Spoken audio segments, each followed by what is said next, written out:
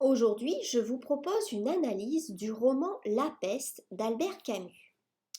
Alors que la peste ravage la population, il devient clair que la souffrance est universelle et inévitable. La peste cause des souffrances chez les riches et les pauvres, les vieux et les jeunes, ainsi que les hommes et les femmes. Aucun groupe social n'est épargné. La souffrance a trois effets. D'abord, cela démontre comment tous les habitants d'Oran se ressemblent. Ils vivent tous dans la peur. N'importe qui pourrait descendre avec la peste à tout moment et mourir. Les humains souffrent et leur souffrance les rend tous identiques, effaçant les frontières au point où les hommes et les femmes sont enterrés ensemble dans des fosses communes sans cérémonie. Ils sont tous identiques dans la mort. Le deuxième effet, cependant, est le contraire. La peste isole les gens, car ils imaginent que leurs marques particulières de souffrance sont différentes de celles qui les entourent et qu'ils sont séparés dans des camps de quarantaine et même dans des tentes individuelles à l'intérieur de ces camps. Donc ils sont tous séparés et c'est comme s'il n'y avait plus de communication possible entre les hommes. Le troisième effet est la sensibilisation. Alors que les citoyens d'Oran souffrent avant et après la peste, ainsi que pendant l'épidémie, la différence par la suite est que les citoyens sont conscients de leur souffrance. En fin de compte, ils apprennent que la souffrance agit comme un enseignement, exhortant les gens à devenir le meilleur d'eux-mêmes en s'opposant à la souffrance en faveur de l'humanité. Avant la peste, les habitants d'Oran étaient libres d'aller et venir et de vivre, d'aimer et de travailler comme bon leur semblait. Malgré cela, ils vivent comme des prisonniers de leurs habitudes, passant par les mouvements de la vie quotidienne sans vraiment vivre ni aimer. Paradoxalement, le fait d'avoir à faire face à la peur et à la mort générée par la peste a le potentiel de libérer les gens d'une certaine manière, de cette existence habituelle.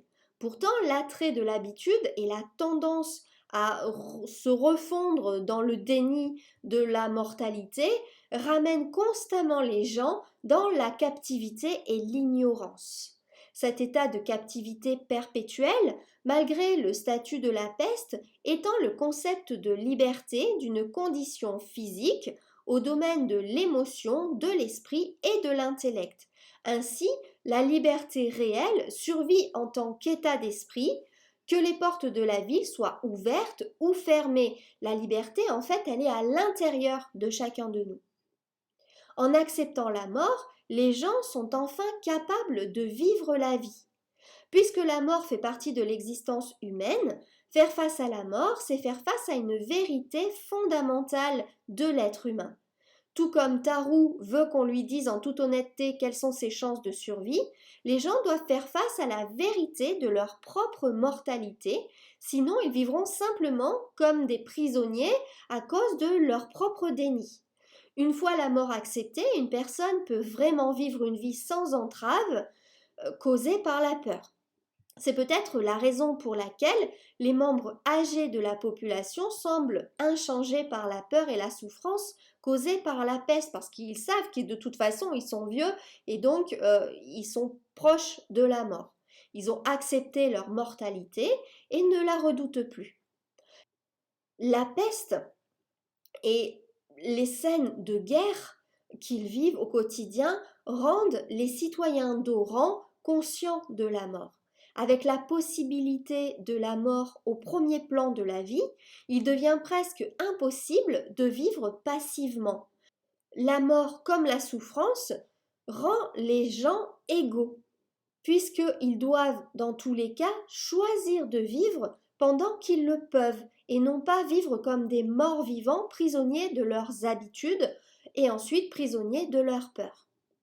L'isolement physique et émotionnel joue un rôle important dans la peste de Camus. La peste coupe la communication physique avec le reste du monde, laissant la ville isolée.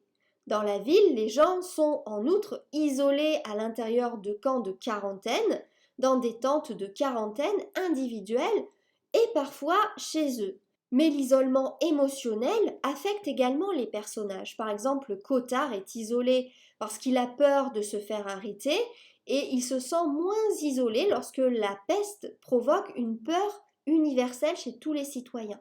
Le docteur Rieux est isolé par son besoin de mettre de côté ses émotions pour se concentrer sur sa tâche, sa mission à accomplir. Rambert et Rieux ont tous deux de la difficulté à communiquer avec les femmes qu'ils aiment. Joseph Grand est isolé par son incapacité perpétuelle à trouver le bon langage, mettant en évidence une question plus vaste en matière de communication. La langue est, par sa nature, difficile à utiliser, subjective, ouverte à l'interprétation et souvent dénuée de sens. Cette incapacité de nombreux personnages à vraiment se connecter les uns aux autres, grâce à une communication précise, ajoute une autre couche d'isolement à leurs expériences. Un problème qui ne peut être nommé ou défini de manière adéquate ne peut être résolu de manière significative. Cet échec du langage isole donc ceux qui feraient face au problème de la peste, ce qui le rend d'autant plus difficile à combattre.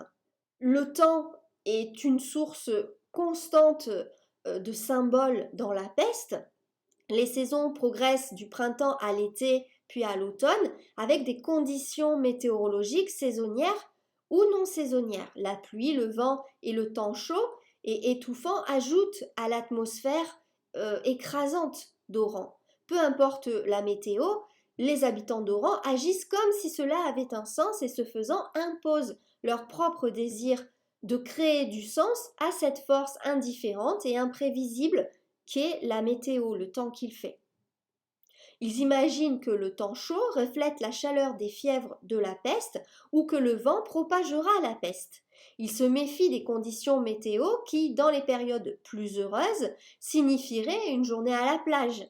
Autant les humains veulent trouver un sens au temps qu'il fait, autant ils sont comme l'univers indifférents à la peste et à toute souffrance humaine.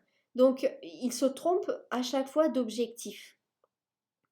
Les rats sont le premier signe de l'apparition de la peste et un signe aussi que la peste est en voie d'extinction à la fin du roman. Au début du roman, leur mort préfigure les morts humaines qui vont suivre. L'assortiment aléatoire de rats morts qui jonchent la ville montre que la peste frappe au hasard sans tenir compte de l'espace public ou privé.